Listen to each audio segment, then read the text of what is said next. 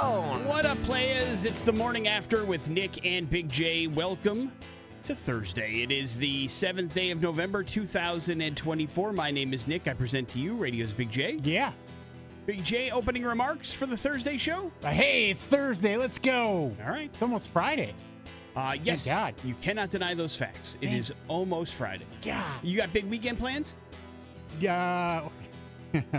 Dude, the front yard is a mess. Like, Leave City. So, if I don't address that, it's going to be a bad Monday. You know what I'm saying? Is that adjacent to Suffocate City? Probably. Well, I certainly hope you get those front yard leaves cleaned up and you get a good grade. Here's the irritating thing, is that we have this beautiful tree in our front yard. Uh-huh. It's not even close to being done shedding all the leaves. Right. And it's like, okay, round one, I guess. Yes. Usually you'll have to rake several times in order to get up all the leaves in your yard. That's just the way that it works. I've been pushing, I keep getting in my algorithm feed of stuff that pops up, the ads that pop up on my phone. Yeah. Is this leaf vacuum from Ryobi. And I'm like, who buys this thing? No single individual homeowner owns this. It's got to be like a lawn care service. But then you're like, wouldn't that be nice if I didn't have to rake up? It's so easy. It's got a big bag, because Listen. that's the one thing that, you got to get the bags. And That algorithm knows what it's doing sometimes, doesn't it? Like, Oh, man, it's just got treats us me so locked good. in. Yeah. I am an addict. I'm becoming a shopping addict. Can't help it. What's the last thing you bought that was introduced to you via your algorithm that maybe you didn't already know existed? It was definitely a flannel. Is that algorithm or do you follow No, that's them? algorithm. Okay. Like, it pops up. It keeps reminding you, hey, I'm over here. Yeah. Yeah. We got a new drop. You should come check it out. And you do. And I'm like, oh, man. There goes another $70. Bye. See you later. But Pay some bills, man. Today on the show, we have an opportunity for you to go to Rise Against next week at the Revolution Concert House and Event Center. That's going to be an exciting show. We also have an opportunity for you to learn who won Big J's motorcycle raffle that he did with Team Mazda in conjunction with them for the Alzheimer's Association. Lots of money was raised over the course of the last couple months for that particular project, and we'll learn all about that when Aaron from Team Mazda comes in and talks a little bit about that. Plus, we're going to go to hell today. Big J will give you a nerd alert. We'll have your important stuff. We'll play some games. It shall be a good Thursday. This is what we promise you. And then we'll start with some music. How about some Smashing Pumpkins to kick things off? It's the morning after with Nick and Big J on the X Rocks. Spanning the globe in search of news. Important stuff. Launch newsfeed. On the morning after with Nick and Big J.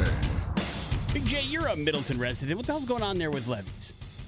I don't know. People won't, they won't vote yes. I did. For the second time in a row now, the proposed $2.25 million levy aimed at staffing some new fire stations in and around the area was shot down. It will be hopefully rerun in May, but that will be now the third time that they've tried to give this thing a go for the two new stations in the Star Middleton Fire District. The levy needed 66% of voters to vote yes. It did not get that number.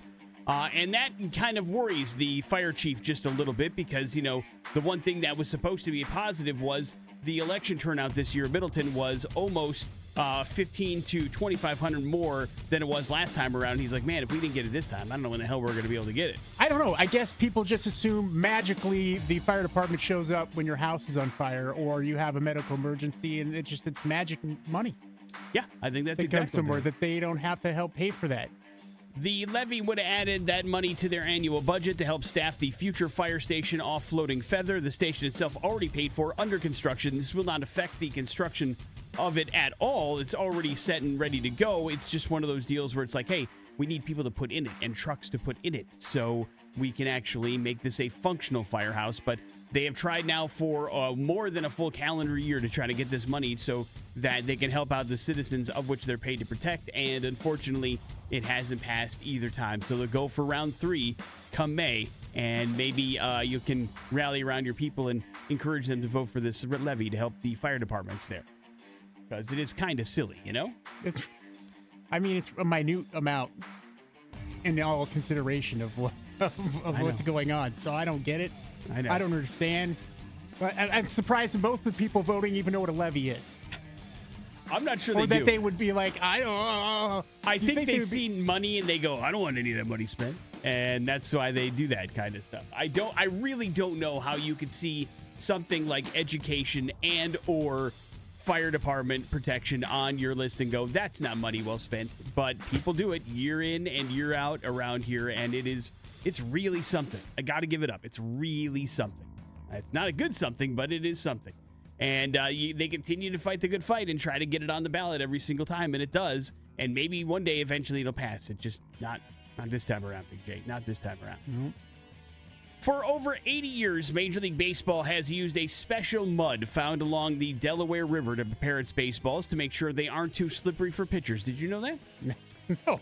It's called magic mud, and they have been using it for the last 80 years, and researchers at a university recently studied the mud and found that it has the perfect mix of clay and sand that allows it to spread like face cream but grip like sandpaper. It's actually a pretty incredible kind of weird collation that makes these things work together, and that is why, geophysicists are now studying this area to try to figure out, but they do call it, even though it's called magic mud, these people that have studied this are going, it really is something that's an anomaly that we haven't seen anywhere else before, so it's not a surprise they found it. How they came across it and why they decided to use it for baseballs, I'm sure will make a really good documentary one day that we'll never watch, but it certainly is interesting that they did in fact kind of confirm, like, yeah, this is like stuff that you can't find anywhere else. And it's found along the Delaware River of all places for some reason. But thank you, Delaware River.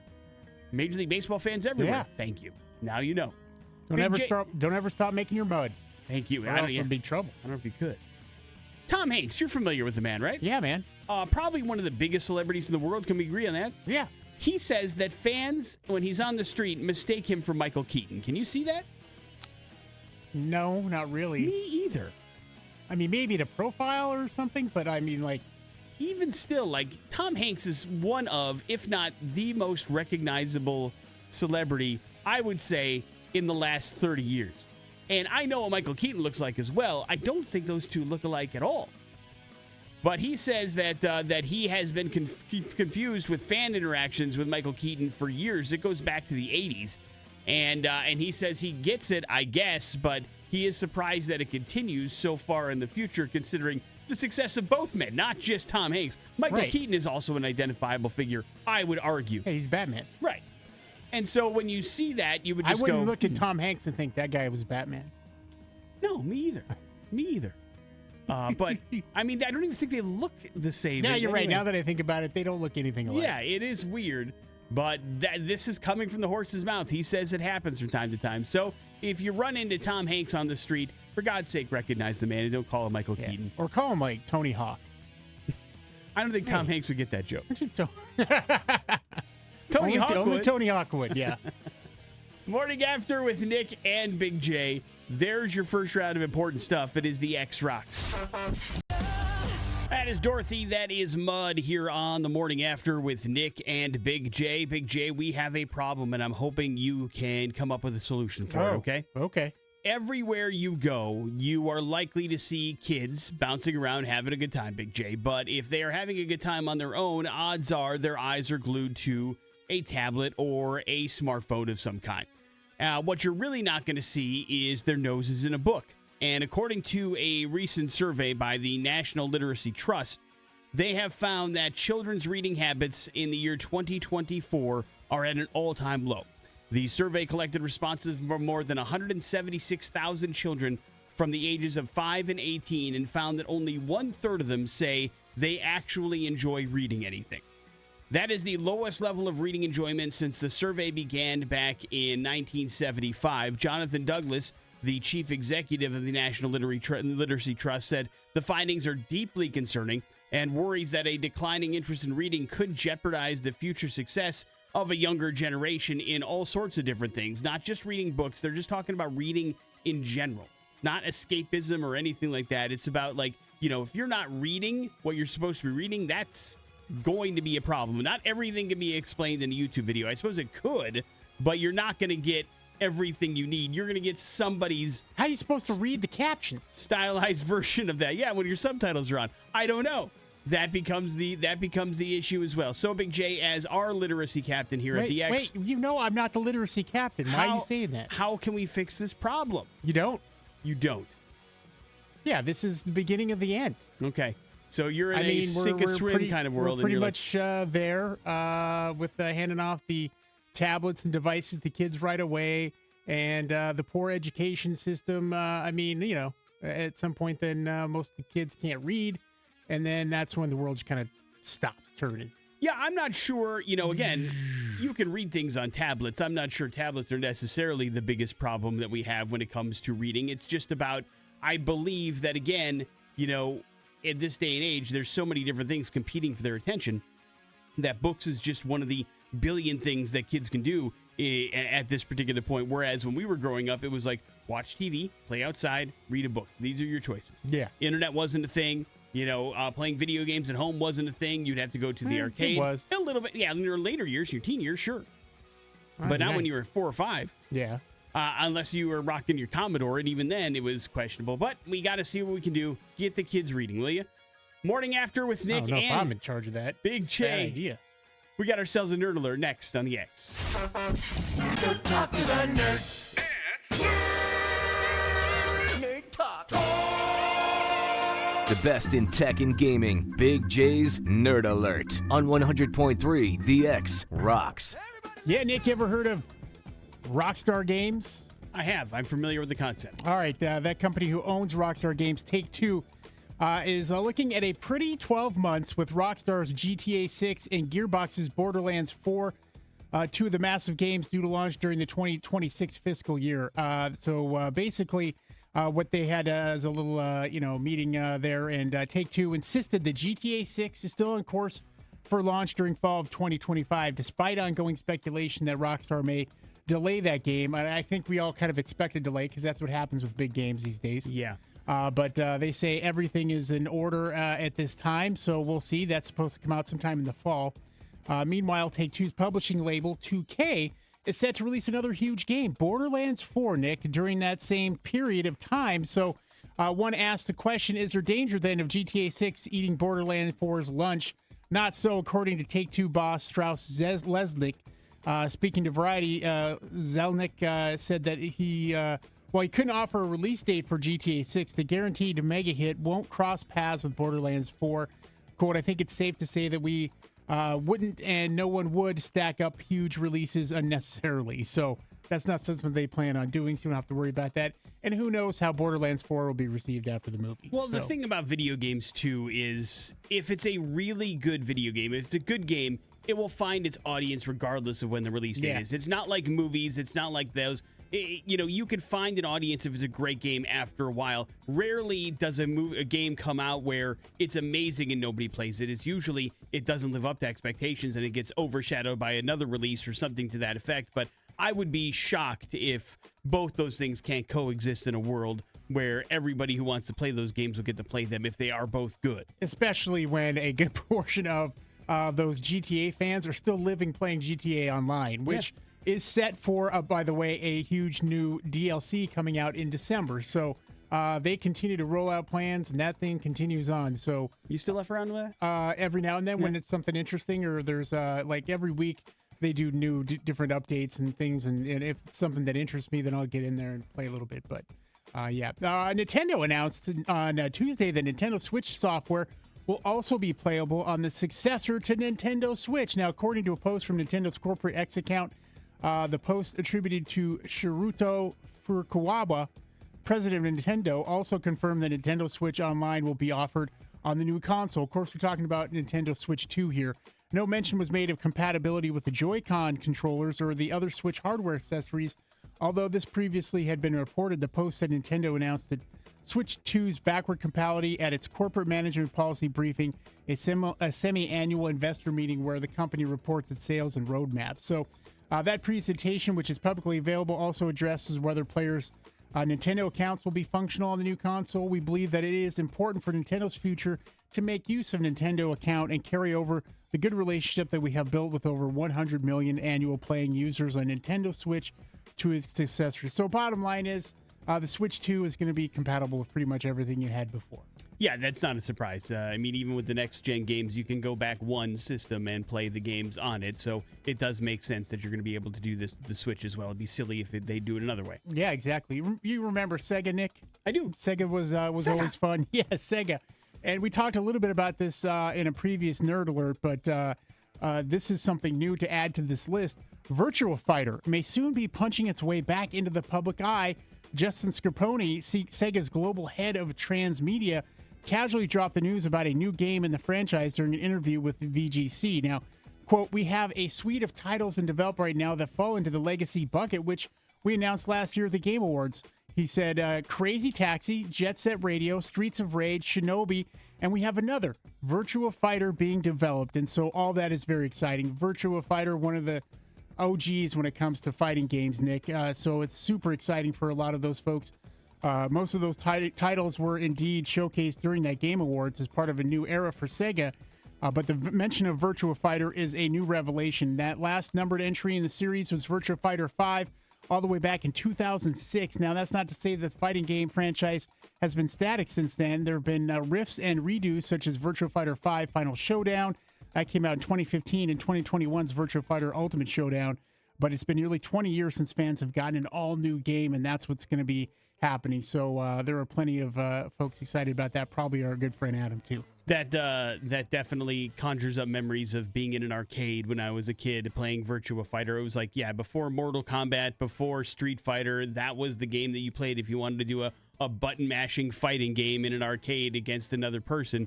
And you know, it was very triangular in shape, you know, very old school kind of graphics-wise. I haven't messed around with it since those days, so I don't know how much it looks or doesn't look like the other games that are out there that kind of came after it, but I imagine there are some, you know, lifers that really do enjoy that kind of game, and to see it come back is probably going to be a big deal. Yeah, it will be a pretty big deal, that's for sure. So we'll see and give you updates when that happens or there's more news towards it, but that is your Nerd Alert. Thank you very much, Big J. Coming up in a few minutes, we got your important stuff, not to mention we're going to go to hell. It's on the way here on the X Rock.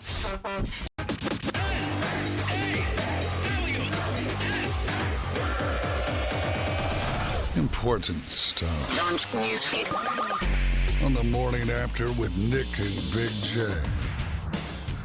One of the ideas why it might be a good idea for us to look at some things that have been around for a very, very long time is because, well, listen, when we instituted some of these policies and these ideas, they seemed like a good idea at the time, but now that we know a little bit more than we know back then, it may seem a little bit, I don't know, outdated, Big J.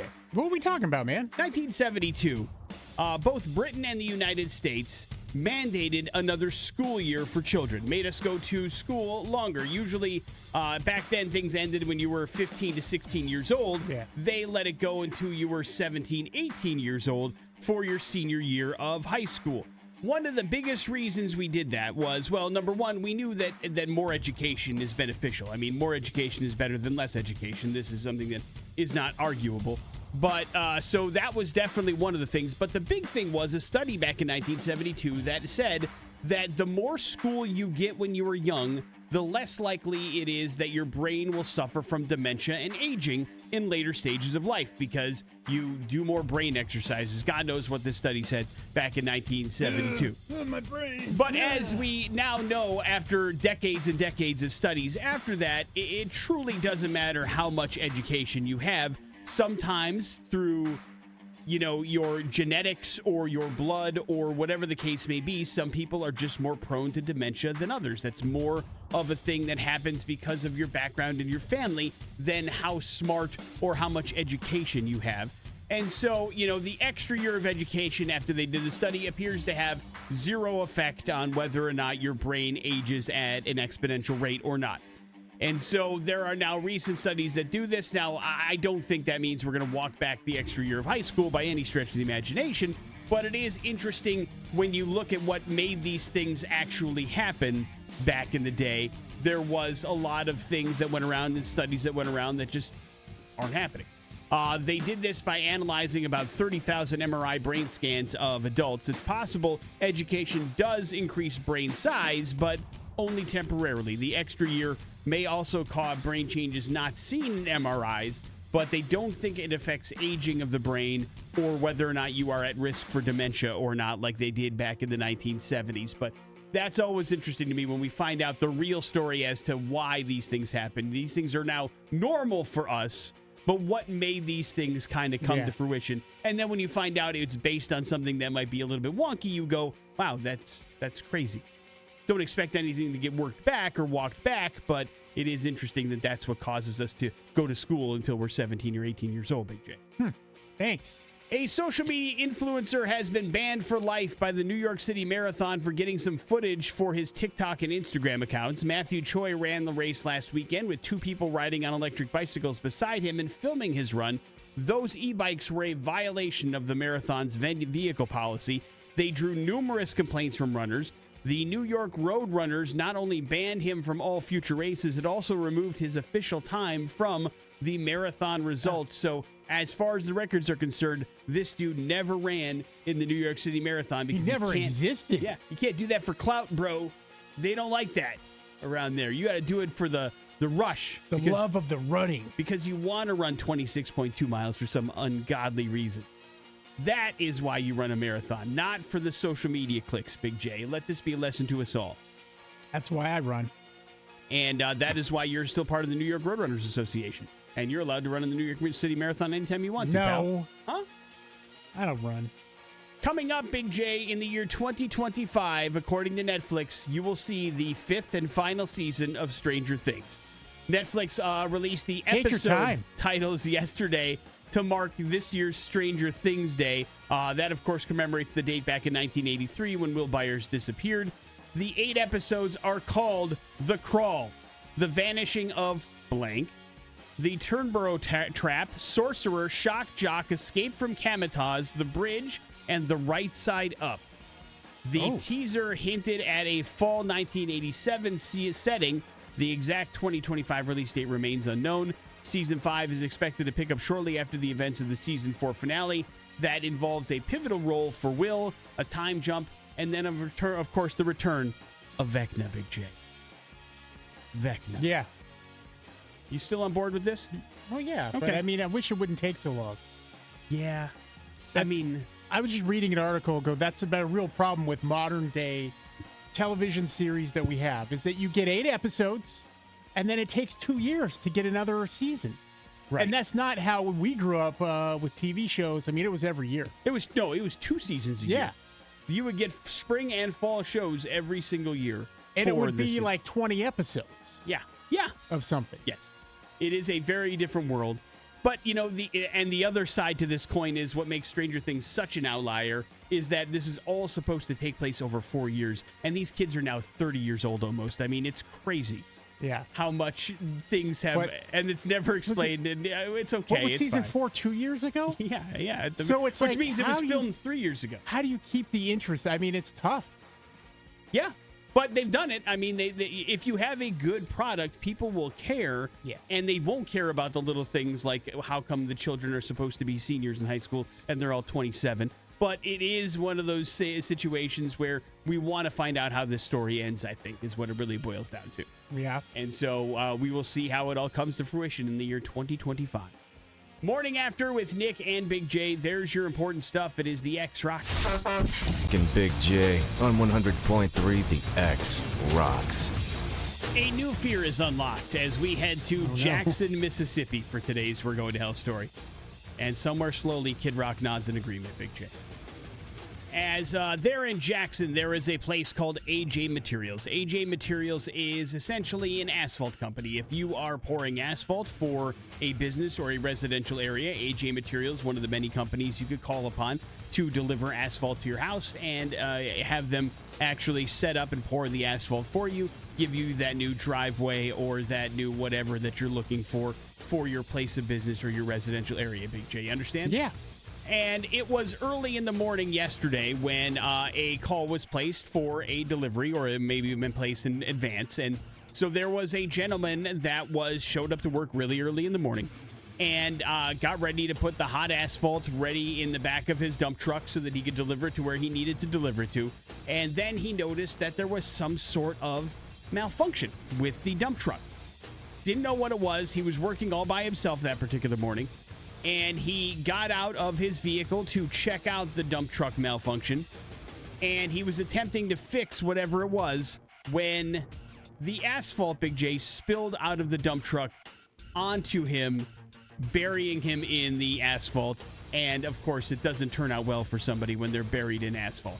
It does appear to be completely accidental. There is surveillance footage of all of it, and it doesn't seem like that would be... Like, you can add that to the list of ways I don't want to go.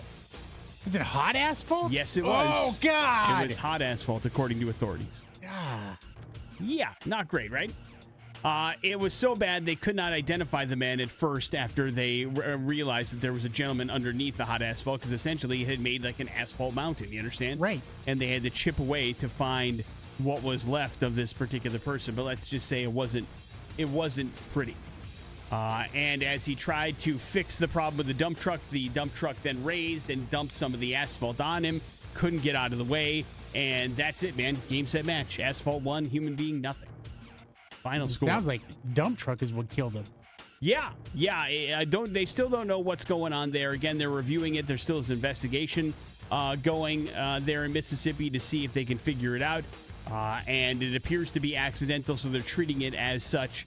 And they need to figure out some of the answers, but no thank you. Sounds like AJ Asphalt's about to get a whole bunch of new training.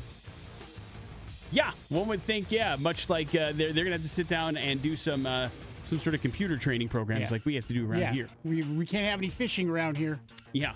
But I don't know. Not going to kill us, though. What could have gone wrong or what did go wrong, but you can throw that right up there with being set on fire, drowning, and being stung to death by bees. These are ways where I don't want to go. I don't want hot asphalt poured upon me, because my guess is, depending on the details of this story, it feels like, he was there by himself and he was stuck as it continued to pour on him. Nothing about agonizing it seems death. Yes. Agonizing, I think, is the key word here, bro. Nothing about it seems like it would be fast or good. Going feet first into a wood chipper. Right. Slowly but surely you realize that your body's disappearing and it can't be good. And it's probably very hot and it hurts, and at some point you just want to pass out from the pain. Nothing good. Kill me. It's happening. Sorry, dude. Yeah. I'm laughing at your death. I'm no, sorry. But whenever those words get out of your mouth, things aren't good. Kill me? It's like, no, thank you. So, you can add hot asphalt being poured on me as a way that I don't want to go. All right. Thank you. Morning After with Nick and Big J. There's your We're Going to Hell story. It is the X-Rocks. That's Stained. It's been a while here on the Morning After with Nick and Big J. And if it's been a while since you've had a good night's sleep, you know how much that really, truly, and honestly does suck. There's a lot of different things that you can do, a lot of different places you can go, a lot of different, tips and tricks that people may have for you to have a good night's sleep. But one of the things that may help in some particular cases, or I even know some people that can't go to sleep without it, some noise in the background, white noise, whatever the case may be. And there is a bunch of different services out there that offer up these different types of white noises. Have you ever heard of Hatch, Big J? No. This is a wellness company that has a bunch of audio devices and apps to help people improve their sleep. The idea basically is they give you some sort of soothing soundscape that can help you fall to sleep. A lot of times these are soothing ocean sounds or rain falling or whatever the case may be, but they have a bunch of different sleep systems and smart sleep devices that can help you kind of nod yourself off to sleep with these soundscapes that are supposed to create this atmosphere for your brain that is calming and relaxing and will actually help you get a good night's sleep. And they're trying something new, Big J. They have teamed up with Kentucky Fried Chicken. What? Yes. Hatch and Kentucky Fried Chicken have teamed up with some audio devices that can help people improve their sleep because they wanted to create the Kentucky Fried Chicken Sounds channel. It offers listeners the sound of KFC's famous fried chicken sizzling in the fryer. And that is supposed to help you fall asleep. Now, the idea was born earlier this year when a couple of folks started talking about how the sound of chicken frying kind of sounds like the sound of falling rain. And so maybe it would be fun to team up with these two things and make this particular channel so that you can hear chicken sizzling in a fryer or a pan in your mind's eye as you drift off to sleep. And maybe that will help you if you're kind of tired of the crazy? whole rain thing or whatever the case may be. What do you mean? I just think that's crazy. You don't think chicken frying will make you fall asleep? No, but I'm just like, who wants to fall asleep to that?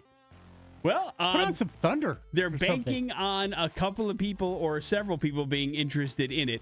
The YouTube channel for the Hatch Sleep for Spotify page or both have this brand new sound that you can enjoy in the evening if you're somebody that has a white noise machine or a Hatch sound system to help you sleep. One of the new options will be the Kentucky Fried Chicken Sounds channel for you to enjoy a good night's sleep while listening to fried chicken. Now, I don't know. I mean, obviously, it doesn't come with the smells, but I wonder if your brain would connect that dot and make you smell fried chicken as well as you fall asleep. And I don't know if that would help you or not. No, I think that would make you hungry. Yes, it very well might. But yes, I don't consider chicken frying to be a soothing sound. But then again, I don't think I've ever thought about it in my mind's eye and closed my eyes and go, just what would chicken frying sound like in a blank space? I would think it would be PTSD for anybody who worked at KFC. Yes, I'm guessing if you have some sort of horror connection to Kentucky Fried Chicken, this sound would not be something that you would like to fire up as you're trying to drift off into a slumber. But if you need a little help sleeping and nothing has worked so far, why not give chicken a chance, Big J? I guess, yeah. I mean, what's the worst that can happen? You also don't sleep? I don't know. You have nightmares about chickens being dumped into fryers? Oh, God. Yeah, I guess that's true. There could be some sort of... I would not recommend this for vegetarians, probably. Not something that they would want to encourage or want to be a part of, but it's an option in case you need it and you're looking for another way to sleep. This is one for you. Morning After with Nick and Big J on the way. Important stuff. Your pop culture smackdown. It's up on the X Rocks. Big J, we can talk about the best of stuff all day long. It's always fun to talk about when we're on the best of things. But what really, truly, and honestly brings us all together as a society is when we're all bitching about the same stuff and what we hate. Yeah, or we want to make sure that everybody's bitching about the same stuff. Yeah. And so nothing brings us together like tell us about things that you hate. And so Beer Advocate has put together the list of the top 5 worst beers in the world. Big J, would you be shocked to find out all 5 of them are American? Oh, no, of course not. And so these, I'm trying to, I definitely have had some of these, but it's been a while for them. Number 5 is Miller 64. Are you familiar with this concept? I mean, it's got to be like one of the lighter. Yeah, it's Millers. like they're trying. It's like Miller High Life, but trying to make sure you're taking in less calories. Michelob Ultra kind of thing. Yeah, those of you that want to get hammered while you're on a diet. Number 4 is Keystone Light. Number 3 is Sharps, the non-alcoholic beer. Number 2 is Natty Light. Remember our Natty Light days in the RV? Number 1 is Budweiser Select 55. I have never had this. I'm guessing it's also a light calorie 55 beer. calories, baby. And so those are the ones considered to be some of the worst that are out there. Other ones that you may remember from your college keg parties, Natty Ice, Milwaukee's Best, Busch Light, Keystone Lager, all of these are also Pabst considered. Never makes it. Pabst, I think, is having a moment where people enjoy it and say they enjoy it more than maybe they do because it's considered cool. And so nobody's going to tell you that Pabst tastes like crap. But the rest of this stuff, we're more than happy to tell you we do not like. I know you can't have beer. Yeah, I hate all of them. But was there a beer that you disliked more than others where you're like, nah, I'd rather have water? It all tasted the same to me. When it's lager stuff? I mean, I would never drink a lager. I just never would because I barely wanted to drink beer as it was. Well, no, in your high society. I was only drinking beer to get drunk. Yeah, double or IPA to get a or buzz. nothing. And so I was drinking Pabst.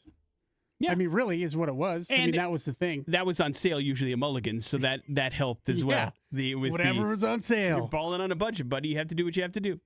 Hey, Omar Stanley had 15 points last night to help ESU defeat Oakland 87-43 in the season opener for the Boise State Broncos last night at the X. It was a great way to start things off. I don't think anybody was expecting Oakland to put up a fight, but when you double up a team in college basketball, that's playing pretty well. And it was a balanced effort for the Broncos as well. Tons of people in double digits. And so Boise State kicking off the season with a pretty nice victory over Oakland last night as the men's and women's basketball season starts to get underway.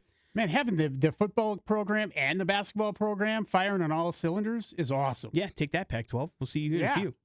Prime Video, you're familiar with the concept of the X-ray that they have on their streaming stuff, right? It's cool, man. They are adding a new feature to it by adding X-ray recaps to offer viewers recaps of episodes or full seasons of certain shows. If it's been a while and you want to recap what happened and don't want to watch like a 5-minute featurette, it basically uses AI to create summaries of the shows, all personalized to the exact minute of where the viewers are watching. So it lets people catch up on the story on their own time, is supposedly spoiler-free. The idea is to help viewers who have drifted away from shows kind of get back into the swing of things quickly when they start watching them again. So it could be a feature like, you watch like The Boys and then you're like, man, it's been 3 years since I watched that show. What the hell happened in season 2? It could help you, at least with your personalized experience, figure out where you left off on that show and what big plot points you may have missed if you want to pick up in a later season. You want to skip through what you may have missed. Yeah, or you have to review a terrible streaming dumbass movie? Do not use this to do streaming dumbass. That is cheating. I'm on like the record. A plan, baby. Morning After with Nick and Big J. There's your important stuff. We got Pop Culture Smackdown. It's next on the X. Pop Culture Smackdown. On the morning after with Nick and Big J. Well, we got an awesome show lined up for next Wednesday at the Revolution House Concert House and Event Center. It is Rise Against. LS Dunes coming to open up as well. So a hell of a show online for you. Let's get ourselves somebody who wants to win some free tickets. You just do this by beating me in Pop Culture Smackdown. All right, you want to play Pop Culture Smackdown? Then get on the phone. Our phone number is 208-287-1003. That's the number you need to call if you'd like to play this game and try to claim these Rise Against tickets. You're going to have to take down Big J in order to do so. Big J, are you ready? No. Yeah, God, no. I know, that's probably true. But to the phones we go. Hello, the X. Good morning, Good morning. Hi, who's this?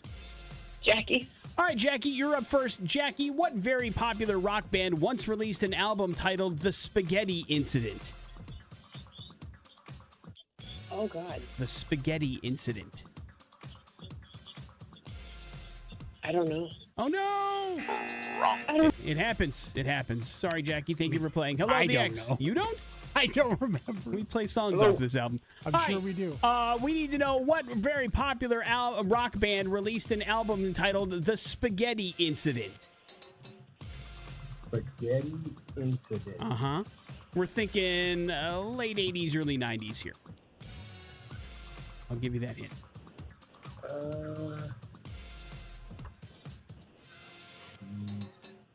You can do it. Google. How Google. long? Huh? How long ago was this? It was, I would say, late 80s, early 90s. I'm leaning towards early 90s, but I don't have the date memorized. Guns N' Roses. Yes. Oh, there you go. Guns and Roses Popped up on his. released The Spaghetti Incident. Yeah, I don't remember that album at all. Big J, who plays the role of Mr. Brown in the movie The Reservoir Dogs? Harvey Keitel. That's Mr. White. Quentin Tarantino? Yes, Quentin Tarantino is Mr. Brown in the movie Reservoir Dogs. When's the last time you saw Reservoir Dogs? I watched Reservoir Dogs about 4 months ago, which is when I wrote this question down. Congratulations, you wrote man. this question 4 months ago? Yeah, well, we're only doing one a day at this clip, so yeah. It's taken me a while to get to some of these questions, yes. Hang on one second, sir. Maybe let me know what else you were doing around that time. Sure. I also watched some Sylvester Stallone movies around that time. I I should watched have some that horror movies around that time. So those are some questions you have coming Samaritan? up. No, I did not watch Samaritan. You told me not to. I listened to you. Congratulations. Enjoy your Rise Against tickets, sir. Hang on one second. It is the morning after with Nick and Big J. Up next, we're talking to T Mazda and the pre-owned superstore because Big J needs to give away a motorcycle and help out the Alzheimer's Association. That's next on the X Rock. Here with Nick and Big J. You've heard us talking about it for a while. There was a pretty big motorcycle raffle going on for the Alzheimer's Association of Greater Idaho, and it was all connected to Big J and T Mazda, Big J, and now is the time you've been waiting for, man. Yeah, now is the time. It's been a really fun, I guess, for about 3 or 4 months, this was happening, and I got a call from our good buddy Aaron over here at T-Mazda Pre-Owned Superstore, and they're like, hey, we took this Harley in a trade-in. We'd like to raffle it off for the Alzheimer's Association. And so, man, I can't thank you enough for, I'd come into the store to do some maintenance on the vehicle, and I was sitting on it. I was like, look at this bad boy. And the next day you called, and that was all your guys' idea. I couldn't be more appreciative, man. Yeah, always excited to help. Always excited to, go with you, Big J. When you get behind something, it's awesome to be there with you. You bring such awareness, and you do such a good job with what you've been doing over the past couple years. So it's been great partnering with you. And I saw that thing, and I was like, saw you on it, and it just, like the next day, I was like, oh, that's it. We don't need to do a car. Let's do this motorcycle. So this Harley, and it's been fun. We've had a lot of good publicity. We've had a lot of help along the way. So yeah, been we great. had that thing out at X Fest, which was really cool. I love the bike myself because it's an MIA POW tagged bike. So somebody customized it for that purpose, and that is one of my favorite charities as well, helping those guys out. You guys took this on a trade, and Chandler, you know a lot about this bike. It was a custom Softail, right? Yes, it is. It's a 2008 rocker, Harley Davidson rocker, with about 6,500 miles on it. It's got a nice stance on it. It's got a fat tire on the back. It's got the anodized casings on it and everything. It's set up really nice. It's got a beautiful rake on it, and it rides. It rides well. And low mileage for that year, too. Yeah, 6,500 miles on it. Yeah, absolutely. Awesome. And you guys had a chance to sell some raffle tickets to hopefully raise some money to give to Big J, and also take care of this motorcycle. And I think you've been pretty pleased with the amount of people that kind of jumped in and came on board, right? Yeah, it's been great. We had a great turnout. We even had people as far as Florida, at the X Fest. People from Florida bought tickets. They're like, hey, man, if I buy this, will you store it till I come back in town? I'm like, yeah, of course I will. So it was interesting to see how many people and different types of walks of life that were interested in the thing. Yeah, so. part of the road crew, I think, for one of the bands was like, hey, we'll get in on that. Sure. Yeah, it's a pretty cool thing when we can get together and do something really cool for charity. And I do want to tip the cap to you as well, Aaron. I mean, this is not something that's unusual for Team Mazda. You guys go out of your way to help out a lot of nonprofits here in the Treasure Valley. It's one of the things that sets you apart from the other guys out there, and it certainly is appreciated whether you're directly working with us or you're working with other charities in the Treasure Valley. It is a really cool staple of what you guys do over there at Team. Yeah, all of our families live here. Our children grow up here, and it's almost you have an obligation to take care of the people that take care of you, right? And this community takes care of all of us, right? They listen to the show, they come buy cars from us, and anytime we have the opportunity to give back in any way that we can, we're going to be there, and we're going to be trying to help people. Well, you know what? How about enough chit chat? Let's draw a winner for this bad boy. Let's do it. Let's do it. All right, Chris, Come on, you want Chris. to do the magic? All right, hand? Chris. Here we go. Make Here us we go, proud. Mr. Burt. Drum roll. Reach. Looks like we have Ryan Jones. Ryan Jones. All right. Congratulations, Ryan Jones. You got yourself a motorcycle courtesy of Team Mazda. And, of course, you certainly helped out the Alzheimer's Association as well. And we all know that's very important to you, Big J. Yeah, I mean, it's one of those things where, it just it touches everybody, unfortunately, Alzheimer's at some point. And so, obviously, very important to me because I lost my mom, and it's been a part of my family for many, many years. And it's something I've dedicated my life to doing until we find our first survivor for Alzheimer's and other dementia. But great to be able to add this to the yearly total, which I think we've almost raised $250,000 for the walk this year. So it's awesome. Did you have a number of how much we raised with the bike? We've raised probably altogether about $5,500. That's awesome. That's amazing. Great. That amazing. is great. Beautiful. And, of course, congratulations again to Ryan. You got yourself a motorcycle courtesy of Team Mazda and the Pre-Owned Superstore. I'm jealous, man. Yeah. I'm not going to lie. know, I bought a right? few tickets myself. I would have enjoyed riding around on that thing. The only person who doesn't want a second bike is nobody who rides. Yeah. Right? Yeah, exactly. And just judging by the number that's on here, it's a local guy. So congratulations to Ryan. We'll be in touch. Yeah, we'll give him a call. Absolutely. We'll give him a call, and you can collect your motorcycle. And once again, Aaron, Chris, Chandler, thank you guys for coming in and being part of the show. Thank you for everything that you do, and thank you for this motorcycle as well. We appreciate you guys. Absolutely. Thank you for having us. You bet. Headlines brought to you by Team Mazda and the Pre-Owned Superstore. Remember them, Big J? Yeah, they were just here. Yeah, they are also bringing you headlines this morning. Of course, if you're in the market for a new or used vehicle, we encourage you to check out Team Mazda and the Pre-Owned Superstore. You can do so by going to the following website, goteammazda.com. There you'll find the big blue I pre-check button. It can set you on your way into getting into a new or used vehicle and finding out what you're pre-qualified for before you step foot on the lot. It won't affect your credit. It won't ask for your social security number. A wonderful tool if you're looking for a vehicle tomorrow, today, whenever. GoTMazda.com. Headlines are as follows. That's a first. Money problems and no wings? Money problems? A rare dime that was minted in 1975 just sold for $506,250 at auction, Big J. Who's on the dime? Abraham Lincoln. No, that's what you said when you got the question wrong during Pop Culture George Smackdown. Washington. Still wrong. Alexander Hamilton. Nope, you're stuck Thomas on Jefferson. cash money, and no, that's not correct. I refuse to answer. We'll wait until you're ready. No, Franklin Delano Roosevelt. Oh, yeah, that's right. Great Collections reported that the 1975 No S proof dime was sold by an Ohio collector who purchased the coin back in 1978 for $18,000. Now, this rarity is known for missing the S mark. Only one other such dime exists. And after a bunch of bidding back and forth, ultimately it was won by a longtime client who appreciates the infrequently appearing on the market. So a guy bought it for $18,000 back in 75, sold it for $500,000 in 2024. That's what we like to call a pretty good investment, Big J. And I had to hold on to it for 46 years. That's but still, a long game. I mean, how old is this person? Does not say. Does not say. But it apparently is old enough to know when to buy had enough money in 1975 or 78 to purchase it in auction and then hang on to it until it came through. I mean, I don't know anything about this stuff, this auction stuff, or even money infrequencies or what the collector's market is on that. But like, there's somebody that like knew what the long game was going to be and was smart about it. So I got to give them credit. I don't even know who's on the coins. I know. So I mean, now listen, I got no chance, guys. If you find an Abraham Lincoln dime, pick that up tomorrow because it is going to be worth a lot of money. I've been pushing that for a while here now.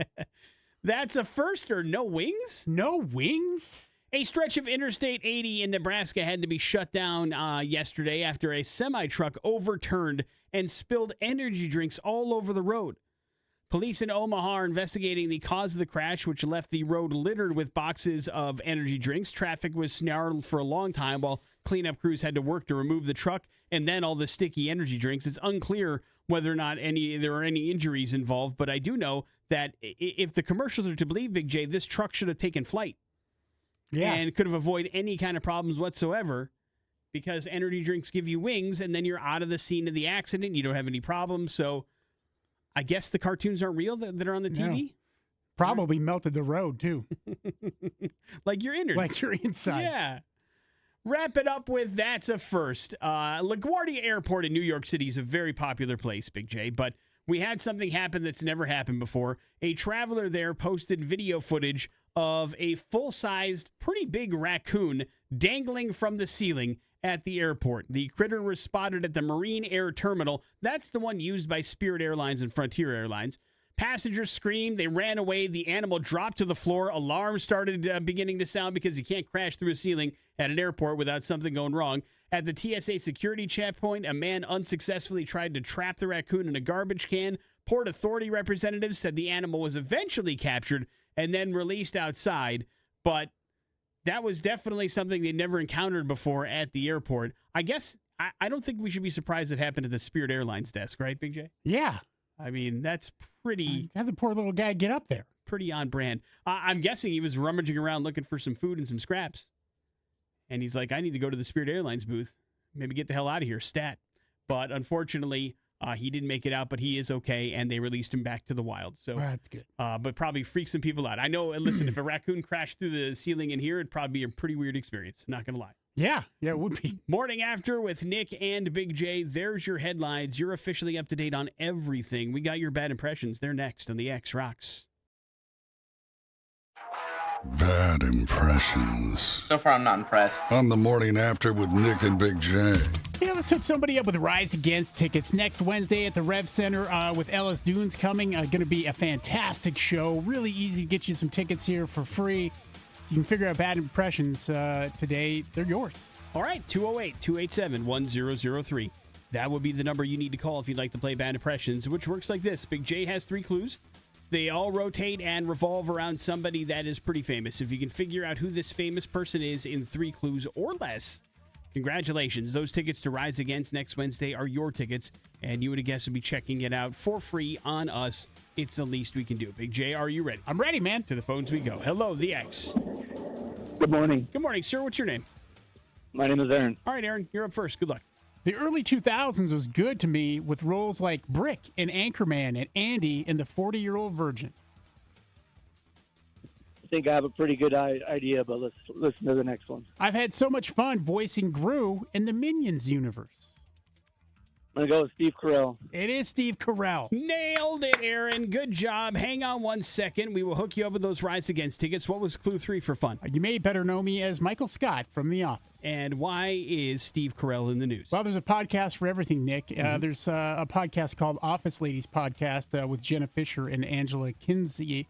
And they had the casting director on, Allison Jones, talking about some of the casting choices. And Michael Scott was not necessarily originally going to be Steve Carell. There's a whole bunch of other people that they were looking at, including Philip Seymour Hoffman and Paul Giamatti, just to say a couple. Those were it would have been interesting choices to play Michael Scott. I know when it got down to the last 2, it was between Steve Carell and Bob Odenkirk, who got the job, and it was Steve Carell. Patton Oswalt was also up in there, and they think the role was so diverse, and it could have been anybody, but Steve Carell fit what they were looking for, which was somebody who looked like somebody who worked in an office. Yeah, listen, and they cast it perfectly. I can't, he was fantastic in that show for sure, and it was a role that was meant for him. There's no doubt about it. Yeah, absolutely. It was a show that probably would have been fine had it been somebody else, but with Steve Carell, it really took it up to another level for sure.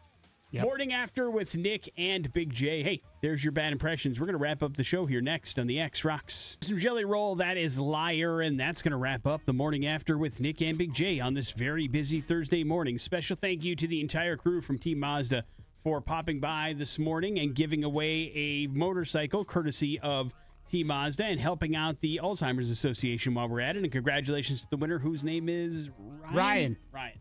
And so congratulations all around, and thank you again to Aaron and Chris and Chandler for coming in and talking all about that motorcycle. And congratulations to you, Big J, for raising more money for the Alzheimer's Association. Thanks, man. It's a pretty Thanks awesome for your deal. help.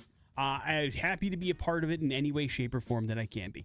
We also had a chance to give away some Rise Against tickets. That will continue tomorrow for your Friday, and we got a Nerd Alert courtesy of Big J, and I believe that leaves you with the floor, sir. Yeah, this is a crazy statistic, but 16% of American adults have diabetes, according to the U.S. Centers for Disease Control and Prevention. So that's not good, man. 95% of diabetes cases are type 2, which is what I have. Yeah, so 50% of the people in this room have diabetes. Big Yeah. J. That number's huge. That is huge, and it seems like it's not going the other direction. It's just going higher and higher. So be careful out there. What are your recommendations? As somebody who's a diabetic, what can people do to make sure they stay off of that path? Just maybe cut back on the soda that you drink, the amount of soda. Okay. Soda equals diabetes. I think it's one of those things that is just there's so much sugar in a can of soda that it's easy to take. I mean, gosh, I could take down a 6-pack of Dr. Pepper like that. Really? Yeah. I don't remember you being much of a soda drinker. Oh, but I was for a while. Yeah? Yeah. And so it'll catch up with you, man. So drink water and eat lots of oatmeal, Wilford Brimley style, right? Yeah. Love it. Diabetes. See, we're solving people's health problems just on this show. This is what we do. We try. Morning After with Nick and Big J. That is it for us. Jason Drew is coming in next. We'll see y'all tomorrow. It's the X Rocks.